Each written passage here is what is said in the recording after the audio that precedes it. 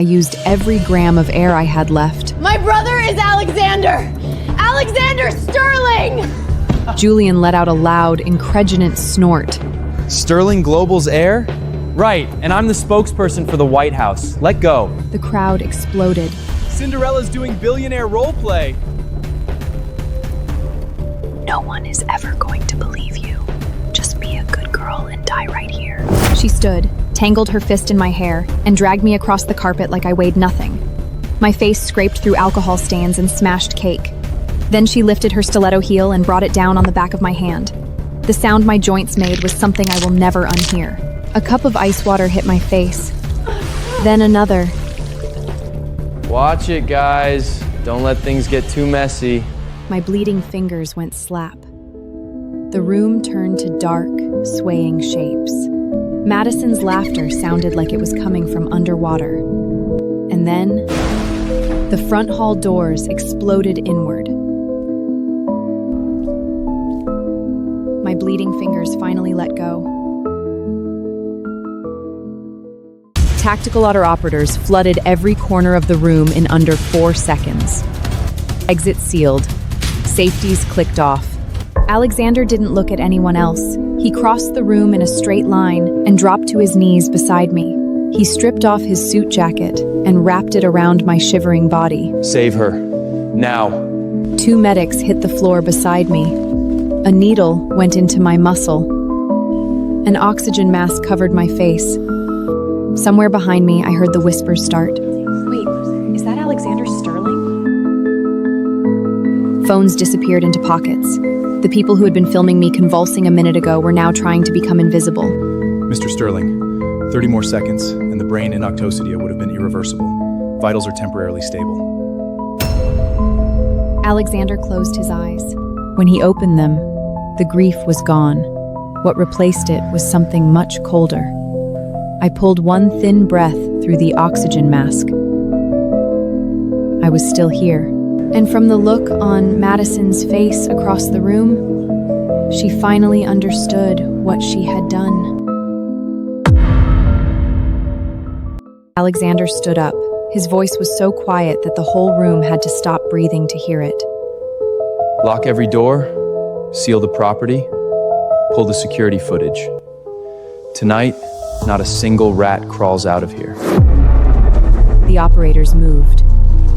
Every exit vanished behind a wall of black tactical gear. Julian found his voice first. Mr. Sterling, I'm Chloe's boyfriend. Last night was just a prank. We had no idea the allergy would get this bad. It's a misunderstanding. This was an accident. Chloe ate the peanuts herself. Alexander wasn't listening. He was looking at the floor. He crouched and picked up a small piece of shattered metal from the rug. My SOS pen. What was left of it? The Sterling family's highest tier emergency SOS beacon. Is this what you use to joke around? Julian stared at the metal between his shoes. His lips started to tremble. I forced my eyes all the way open from behind the oxygen mask. I wanted to see his face at exactly this moment. I wanted to remember it. The accident story was already dead. Now I just needed my voice back. The oxygen mask pressed cold against my face. My first real breath in what felt like hours tore through my throat like broken glass, but I was breathing. The broad back in front of me was the only thing in the room I recognized. He was still in his dress shirt, sleeves pushed up, kneeling on the filthy party floor like it was nothing. I pushed the mask aside just enough. Lex. It came out as a cracked whisper, but he heard it.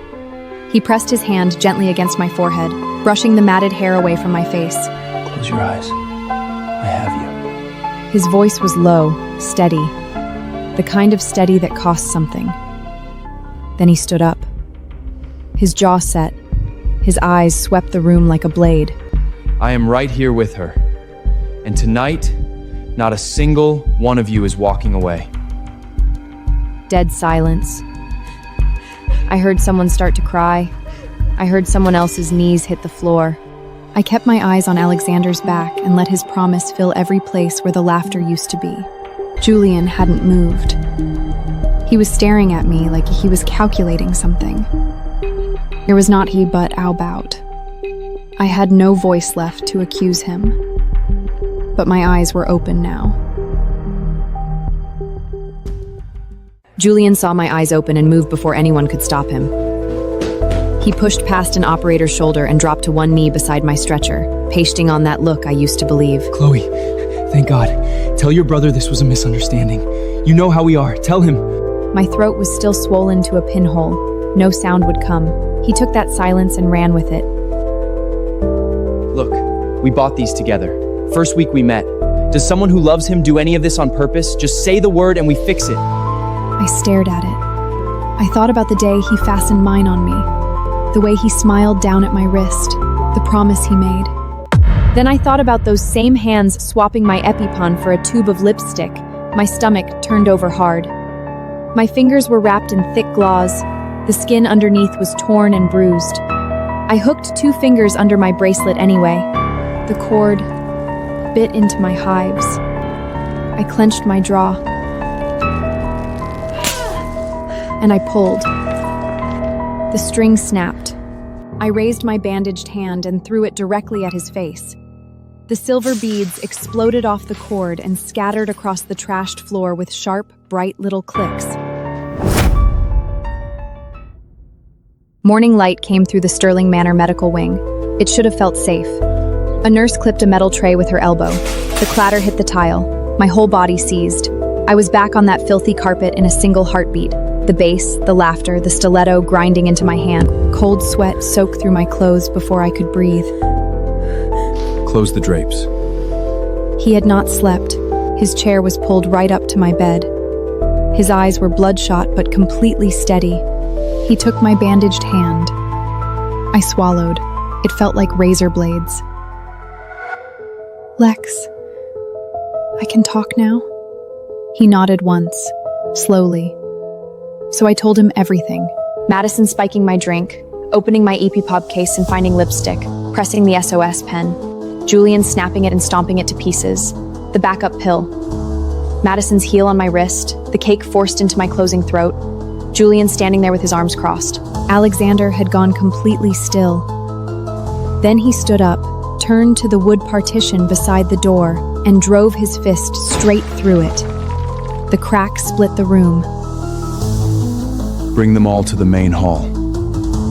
I looked at my bandaged fingers resting on the blanket. Good. I wanted to be there when they kneeled. They wheeled me into the main hall 20 minutes later. The same people who had filmed me convulsing were now falling over each other to get to the first. Madison gave her the drink. We had no idea. Julian said she was faking! That's why nobody helped! Stripped of their phones and staring at actual charges, the brotherhood and sisterhood they had performed all night dissolved in about 4 minutes. 2 operators forced Julian and Madison to their knees in front of my wheelchair.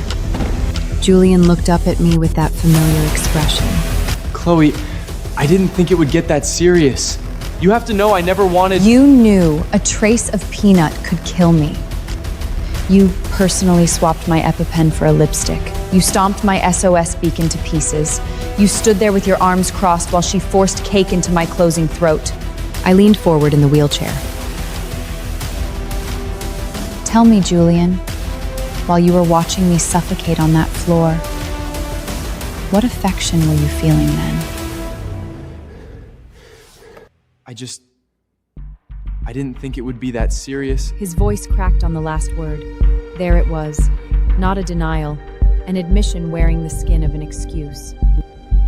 I looked at Madison. She was already watching Julian like he was a problem she needed to solve. Julian's admission wasn't enough for Alexander. He stepped out from behind my wheelchair, and the temperature in the room dropped 10 degrees.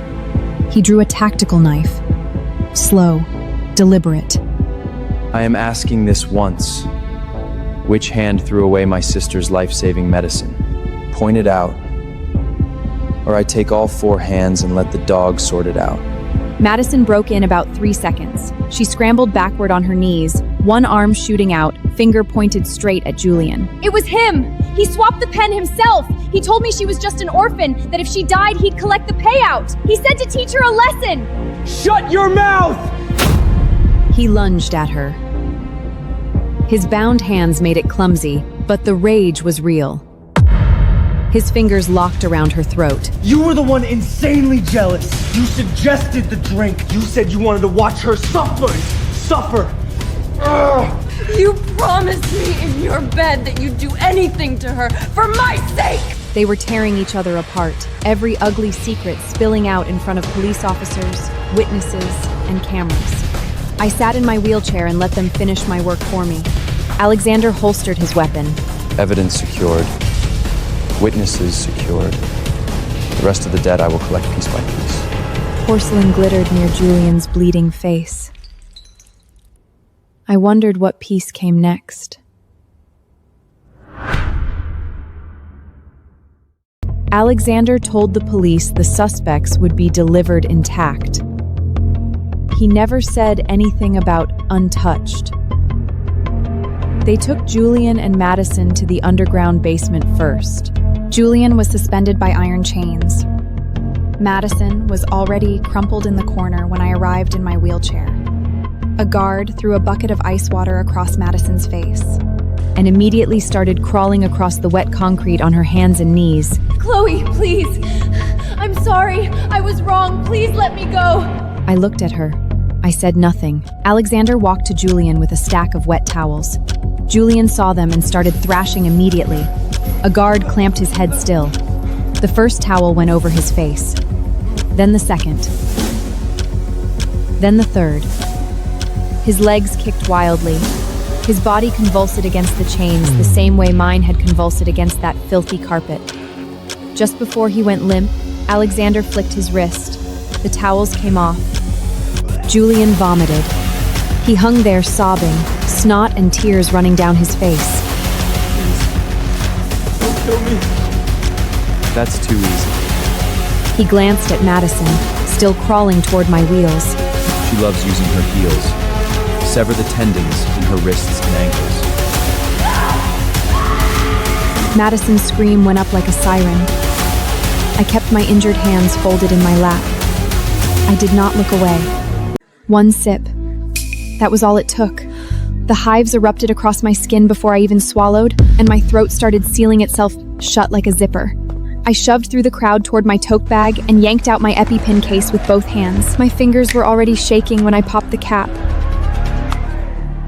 Lipstick. A cheap, wax tube of clipstick where my medicine should have been. Surprise! I specifically told Julian to swap it out. Anaphylactic shock from a single sip? You are such a fake. I turned and found Julian 3 feet away, arms loose at his sides, watching me like I was an inconvenience. I grabbed his cuff with both hands. Julian, the real one. Please, I'm not acting. Every word cost me an entire breath. He looked down at my fingers on his sleeve the way you look at a stranger's dog that jumped on your jacket. Madison's right.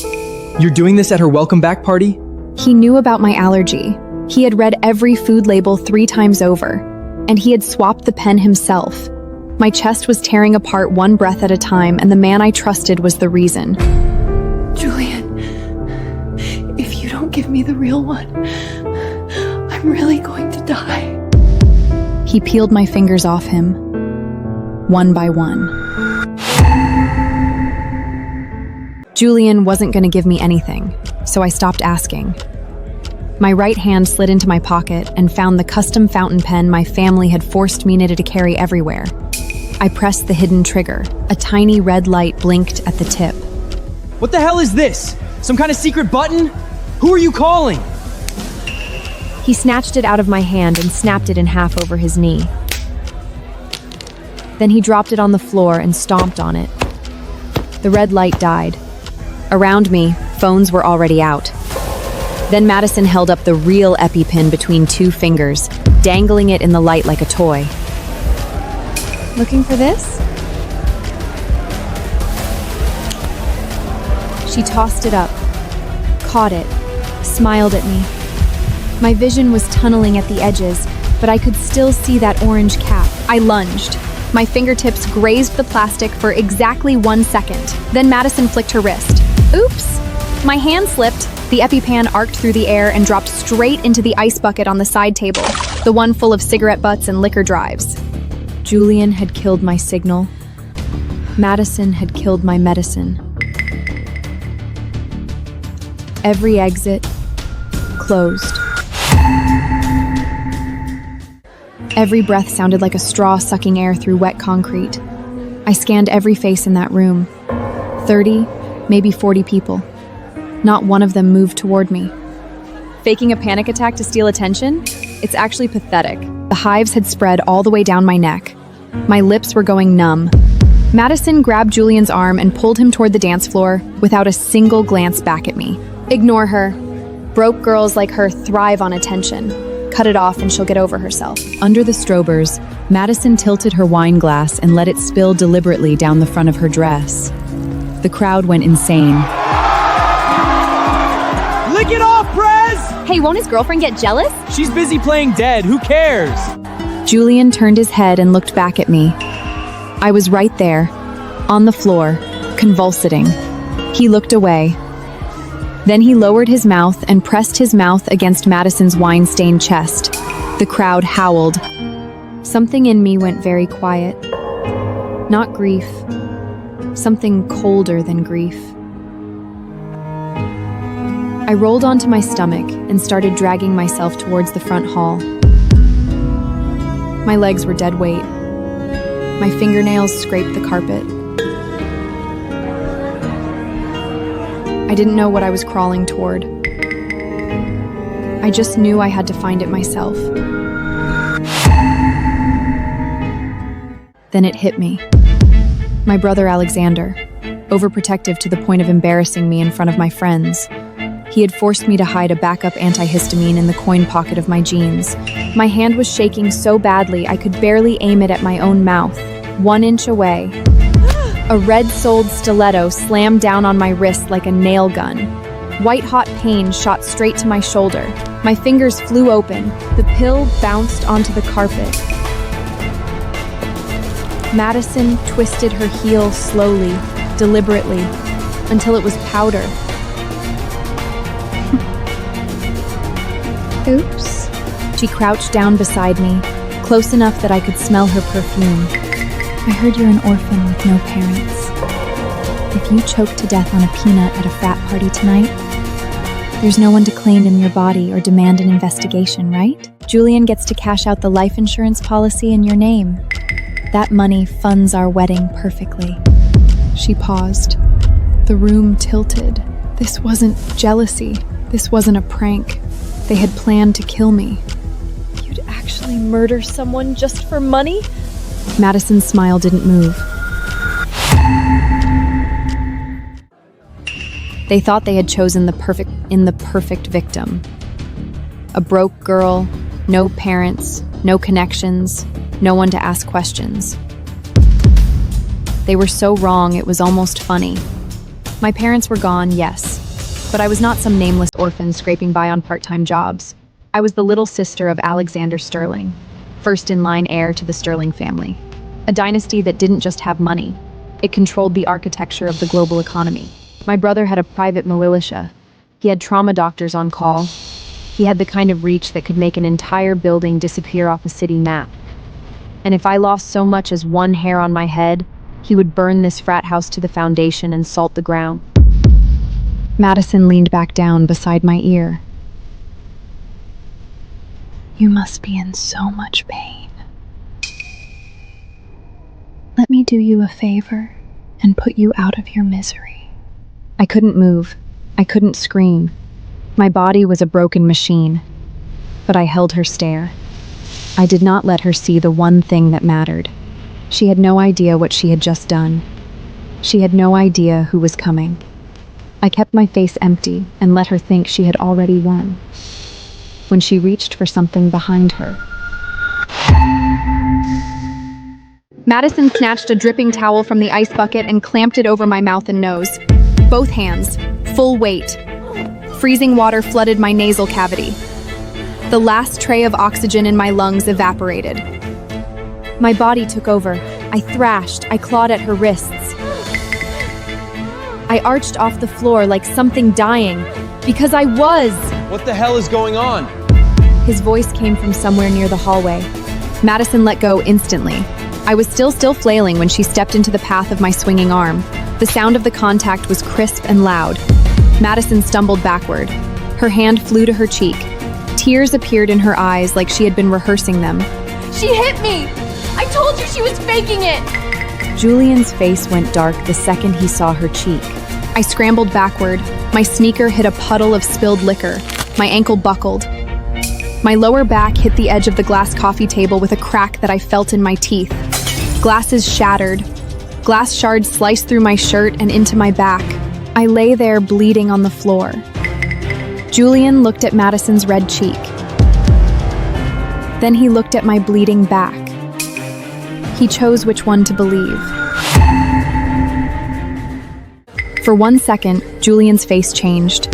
He looked at the glass in my back, the hives covering my skin, the way my chest was heaving like a broken bellows. She really doesn't look right. Maybe we should just give her the EpiPen. I almost cried. Oh, wait. Weren't you complaining about being hungry earlier? That's all this is. I watched Julian's expression reset. The concern drained out of him like water from a tub. So it's just a hunger tantrum. He picked up a slice of cake from the tray. I shook my head as hard as I could. My airway was the width of a pinhole. Food would seal it completely. See? Still acting.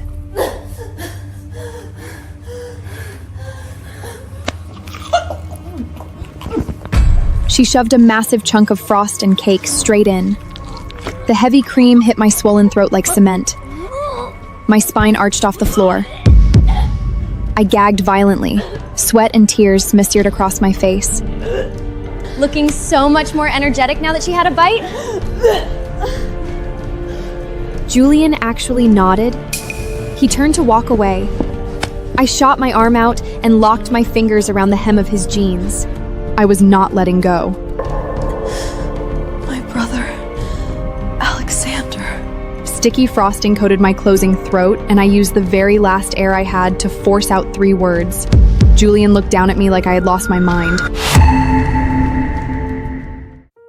A few weeks later, the verdicts came down.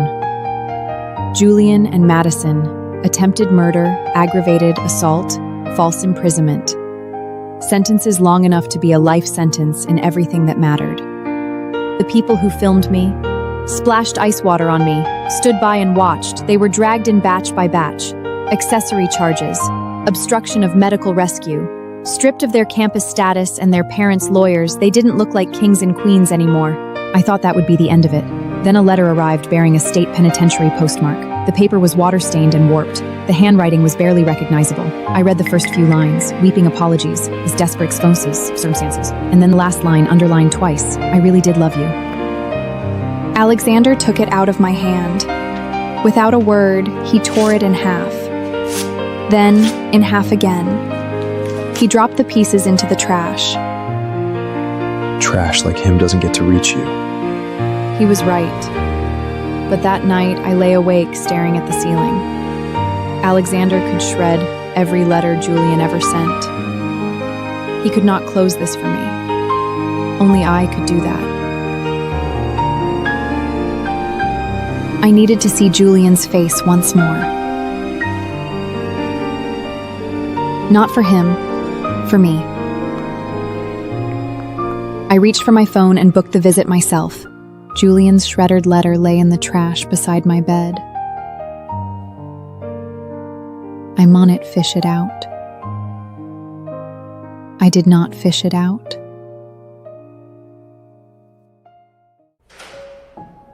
When Julian saw me walk into the visitation room, a crazed gleam lit up his hollowed face. He lunged for the receiver before I even sat down. Chloe, you came. I knew you still cared. I knew it. He looked like a different person. cheekbones sharp enough to cut. The orange jumpsuit swallowed what was left of him. I picked up the receiver. I sat down. It was Madison. She manipulated everything. You know how I used to stand in the freezing wind for 2 hours to help you close up your shift? That was real. Was me. Please, just sign the forgiveness letter. I can't stay in here. They're gonna kill me. He pressed his forehead against the glass. I looked at him. I waited for something. Grief, anger, triumph, anything. There was nothing. Just a cold, complete deadness where he used to live. I'm not signing anything. I didn't come to hear your confession. I came to confirm one thing. The Chloe who cried over you is dead. This is the last time we will ever see each other. Take your regrets to the grave. You don't exist in my world anymore. Chloe! No! Come back! I set the receiver down. I walked toward the steel doors.